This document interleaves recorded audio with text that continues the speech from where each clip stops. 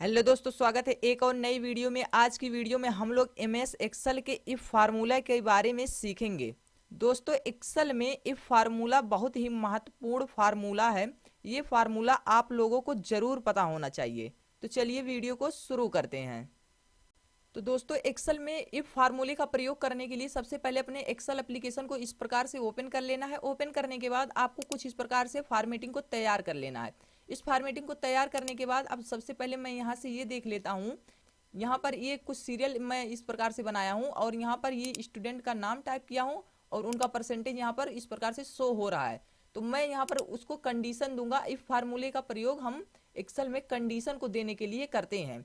तो यहाँ पर मैं सबसे पहले इफ फार्मूले को लगाने के लिए यहाँ से टाइप करूंगा इज इक्वल टू, उसके बाद यहाँ पर टाइप करूंगा इफ टाइप करने के बाद यहाँ से कोष्टक लगाऊंगा। कोष्टक लगाने के बाद ये देखिए फार्मूला आप शो हो रहा है और यहाँ से आपसे पूछ रहा है लॉजिकल टेस्ट। तो लॉजिकल टेस्ट में मैं परसेंटेज को इस प्रकार से सिलेक्ट कर लेता हूँ। सिलेक्ट करने के बाद यहाँ से मैं इसको टाइप करूंगा इज लेस देन, इससे छोटा हो। अब मैं इसको कंडीशन देता हूं। तो मान लीजिए 33, मैंने यहाँ से 33% इसको कंडीशन दे दिया। अगर ये 33% से कम हो रहा है तो के लिए मैं यहाँ से लगाऊंगा कामा। कामा लगाने के बाद अब डबल इन्वर्टेड कामा में मैं टाइप करूंगा। अगर ये 33% से कम पाता है तो ये क्या माना जाएगा, तो ये यहाँ से माना जाएगा फेल। ये यहाँ से फेल माना जाएगा और इसको मैं डबल इन्वर्टेड कामा को बंद कर देता हूँ।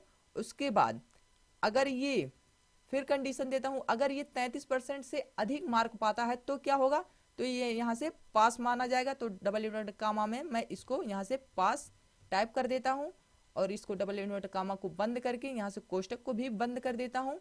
इतना करने के बाद ये देखिए फार्मूला मेरा इस प्रकार से पूरा हो चुका है। उसके बाद इंटर की को प्रेस करूंगा तो ये देखिए यहाँ से ये पास शो होने लगा, क्योंकि ये मैं इसको कंडीशन दिया हूँ 33% का और ये यहाँ से परसेंटेज इसका कितना है 81। तो इस प्रकार से आप लोग जानते हैं कि एक बार फार्मूला एक्सेल में लगा देते हैं तो बार बार लगाने की जरूरत नहीं पड़ती। तो यहाँ से मैं अपने कोने पर इस प्रकार से कर्सर को लाऊंगा और प्लस का सिंबल बनाऊंगा। चाहे यहाँ पर मैं अपने माउस से डबल क्लिक कर दूं या फिर इसको इस प्रकार से ड्रैग डाउन करके भी मैं पूरा यहाँ से अप्लाई कर सकता हूँ। तो ये देखिए ये सब इनका इतने लोगों का ये पास दिखाई दे रहा है, लेकिन ये 23% मार्क पाया है। यहाँ से परसेंटेज इसका 23% है तो ये देखिए फेल दिखाई दे रहा। अब इसमें मैं कुछ भी यहाँ से चेंजेस करूंगा। मान लीजिए इसको मैंने यहाँ से इस प्रकार से और जो इंटर की को प्रेस करूंगा तो ये देखिए ये भी फेल यहाँ से शो होने लगा है। मान लीजिए इसको मैं यहाँ से चेंज करता हूँ, इसको 21 कर दिया। उसके बाद इंटर की को प्रेस करूंगा तो ये देखिए इसको भी फेल यहाँ से शो कर रहा है। तो दोस्तों इस तरीके से यहाँ भी इफ फार्मूले का प्रयोग करते हैं।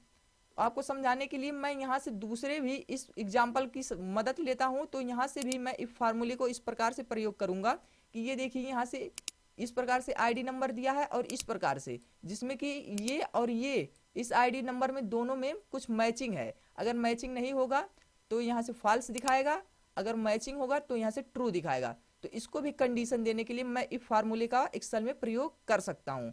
तो यहाँ पर मैं टाइप करूंगा इज इक्वल टू, यहाँ से टाइप करूंगा इफ टाइप करने के बाद कोष्टक लगाऊंगा। कोष्टक लगाने के बाद इस लॉजिकल वैल्यू को मैं यहाँ से इस प्रकार से इसको सिलेक्ट करूंगा। इसको सिलेक्ट करने के बाद यहाँ से इज इक्वल टू का सिंबल लगाऊंगा और यहाँ से फिर इस आईडी नंबर को यहाँ से भी सिलेक्ट कर लूंगा। इतने को सिलेक्ट करने के बाद अब यहाँ से मैं लगाऊंगा कामा। कामा लगाने के बाद अब यहाँ से डबल इन्वर्टेड कामा में लिखूंगा ये जो मेरा आईडी नंबर ये है और ये अगर ये दोनों बराबर हैं तो बराबर है तो क्या होगा, तो ट्रू होगा। तो यहाँ से ट्रू होगा तो इसको मैंने ट्रू कर दिया। उसके बाद पुनः मैं कामा लगाऊंगा। अगर ये ट्रू यानी बराबर नहीं होते हैं तो क्या होगा, तो ये यहाँ से फॉल्स होगा। तो फॉल्स को मैं यहाँ से टाइप कर देता हूँ। फॉल्स को मैंने यहाँ से टाइप कर दिया और डबल इन्वर्टेड कामा में इसको मैंने बंद कर दिया। बंद करने के बाद अब यहाँ से कोष्टक को भी बंद कर दूंगा और इंटर की को इस प्रकार से प्रेस करूंगा। तो ये देखिए यहाँ से फॉल्स दिखाई दे रहा है, क्योंकि इसमें कुछ मिसमैच यहाँ से डिजिट हैं। ये देखिए 32 35 67 है और यहाँ से 32 34 है। ये देखिए यहाँ पर ये जो 4 है ये मिसमैच नंबर यहाँ से दिखाई दे रहा है, इसलिए यहाँ से फॉल्स दिखाई दे रहा है। और इसको मैं यहाँ से डबल क्लिक करके इस प्रकार से यहाँ से पूरा यहाँ तक अप्लाई कर देता हूँ इतने कॉलम में।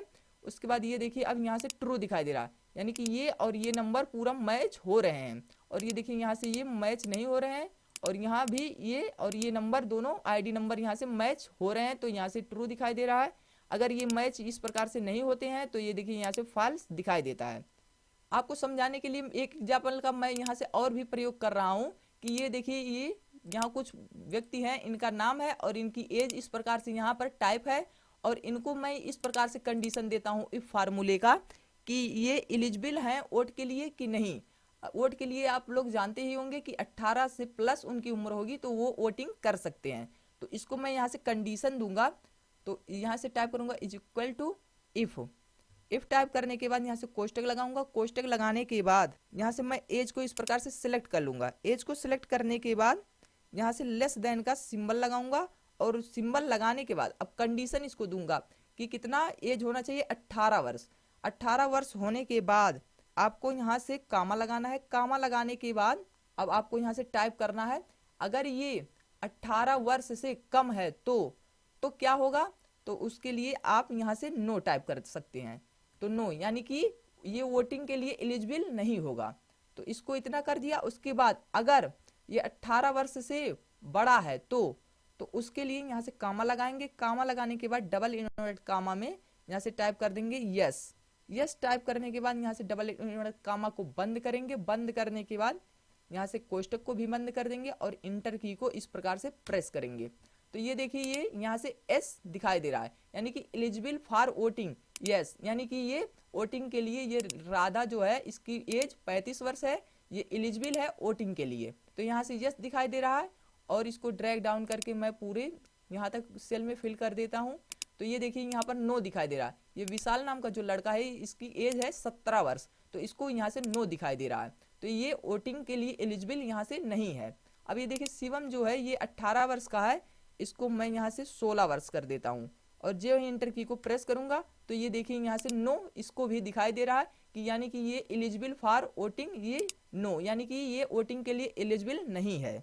तो दोस्तों आप लोग भी इस तरीके से इफ फार्मूले का प्रयोग कर सकते हैं।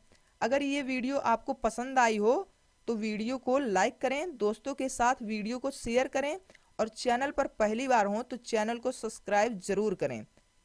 Thanks for watching.